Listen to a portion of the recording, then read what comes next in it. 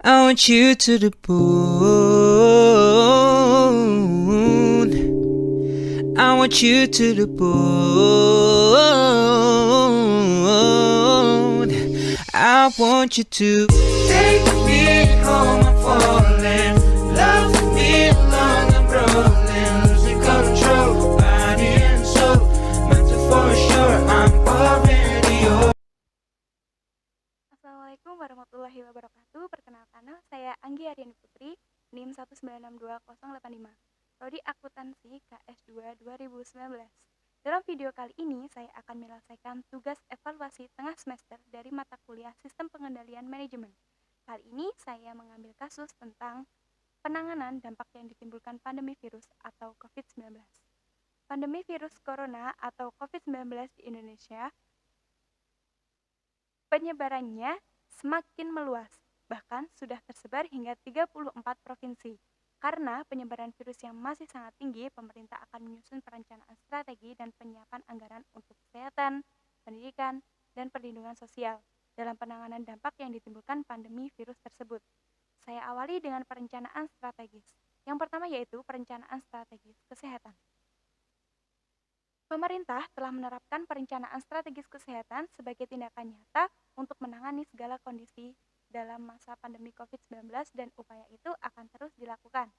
Seluruh elemen harus bergotong royong dalam menangani pandemi COVID-19, mulai dari pemerintah, media, swasta, akademisi, hingga masyarakat luas sudah semestinya saling mendukung dan bahu-membahu demi kebaikan bersama. Sejauh ini, masyarakat sudah mewujudkan perencanaan strategis kesehatan di Indonesia dalam respon pandemi COVID-19. Adapun perencanaan strategis kesehatan dalam masa pandemi COVID-19 adalah sebagai berikut. Yang pertama yaitu koordinasi, perencanaan, dan pemantauan. Dan yang kedua yaitu komunikasi, resiko, dan pelibatan masyarakat. Serta yang ketiga, survei, tim gerak cepat, dan investigasi kasus COVID-19. Yang keempat, pengaturan mobilitas pintu masuk transportasi internasional dan pembahasan sosial berskala besar atau biasa disebut dengan PSBB.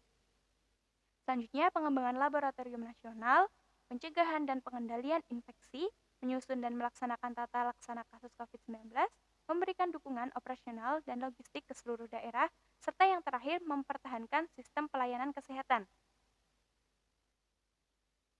Pengalaman adalah guru yang terbaik. Selama kurang lebih 1 tahun ini, pemerintah sudah berusaha melakukan refleksi untuk mengidentifikasi efektivitas setiap upaya terhadap perubahan yang diharapkan, termasuk melakukan prosedur peninjauan dengan standar dunia yang ditetapkan oleh WHO, World Health Organization, yaitu Interaction Review. Untuk mendukung pemerintah dalam perencanaan strategis kesehatan, jangan lupa selalu terapkan ingat pesan ibu untuk memutuskan penyebaran COVID-19, yaitu memakai masker dengan benar, mencuci tangan dengan sabun di air mengalir, serta menjaga jarak dan menghindari kerumunan. Kemudian yang kedua ada perencanaan strategis pendidikan. Kurang lebih 1 tahun ini, seluruh siswa mengikuti pembelajaran jarak jauh. Karena pandemi COVID-19, banyak hal yang sudah dilalui oleh siswa, guru, maupun orang tua. Namun bagaimana dengan beberapa pertanyaan yang sering bermunculan? Apakah sekolah segera dibuka kembali seperti sedia kala? Bagaimana pendidikan di Indonesia nanti pada masa pandemi setelah pandemi berakhir? Dan yang terakhir yaitu apakah siswa masih akan mengikuti pembelajaran jarak jauh atau daring? Untuk menjawab itu semua, pada masa pandemi ini, siswa, guru, dan orang tua punya peranan tersendiri untuk menjalankan aktivitas pendidikan. Perencanaan strategis yang harus dilakukan sekolah pasca pandemi COVID-19 yaitu sebagai berikut. Yang pertama yaitu lakukan peninjauan kembali terhadap target pembelajaran yang ingin dicapai, agar secara rasional selaras dengan situasi dan kondisi baru dalam new normal. Dan yang kedua, identifikasi sumber daya yang perlu dimiliki dan diadakan agar tujuan baru yang telah ditetapkan tersebut dapat dicapai dengan ketersediaan sumber daya yang ada. Yang ketiga yaitu petakan situasi dan kondisi masing-masing guru dan siswa yang harus bersiap-siap melakukan model pembelajaran baru berbasis blended learning, sebagaimana yang dirancang.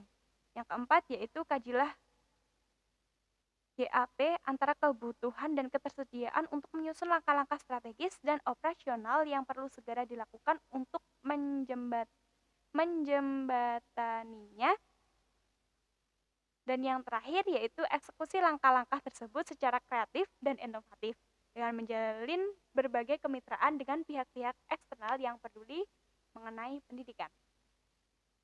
Dan yang ketiga, yaitu perencanaan strategis perlindungan sosial. Nah, perlindungan sosial merupakan sesuatu yang umum di berbagai negara dan merupakan hal penting dalam hubungan antar negara dan warga negara. Di era pandemi seperti sekarang ini, perlindungan sosial menjadi semakin penting dan diharapkan pemerintah dapat mengambil pelajaran sehingga di saat terjadi krisis, negara dapat optimal melindungi warganya. Pemerintah telah memberikan bantuan sosial melalui program jaring pengaman yang diperluas, ditambah, dan ditingkatkan frekuensinya bagi untuk bantuan sosial reguler maupun bantuan sosial yang diadakan selama masa pandemi. Menerima bantuan pun diperluas tidak hanya bagi masyarakat miskin tetapi juga bagi kelompok yang rentan. Perencanaan strategis perlindungan sosial dengan memberi program bantuan sosial harus memenuhi 3 syarat, yakni harus tepat sasaran, jumlah manfaat yang diberikan cukup, dan yang terakhir yaitu diberikan pada periode yang sesuai. Selama 3 hal ini tersebut tepat, berbagai program yang telah reguler dan non-reguler dapat digunakan sebagai bantalan tidak menambah orang miskin dan memperkuat orang yang rentan. Perlindungan sosial juga fokus pada pengentasan kemiskinan ekstrim dengan perluasan kesempatan bekerja. Kemudian untuk penyiapan anggarannya, anggaran pendapatan dan belanja negara atau biasa disebut dengan APBN pada tahun 2021 ini diprioritaskan untuk sektor kesehatan, pendidikan, hingga perlindungan sosial.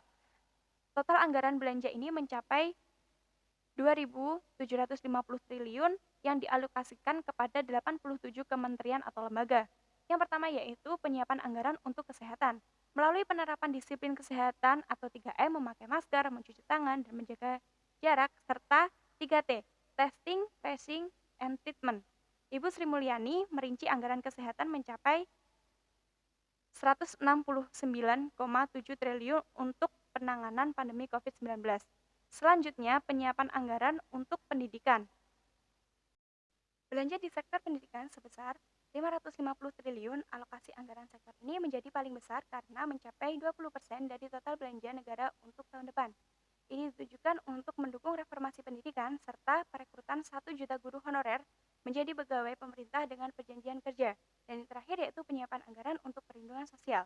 Pemerintah juga akan mengalokasikan anggaran sebesar 408,8 triliun untuk program perlindungan sosial.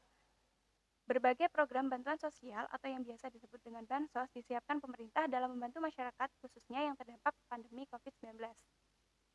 Demikian materi yang saya sajikan.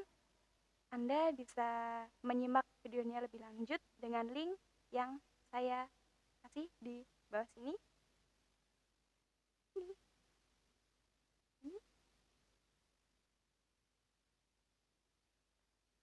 Terima kasih, salam sehat dari Anggi. Wassalamualaikum warahmatullahi wabarakatuh.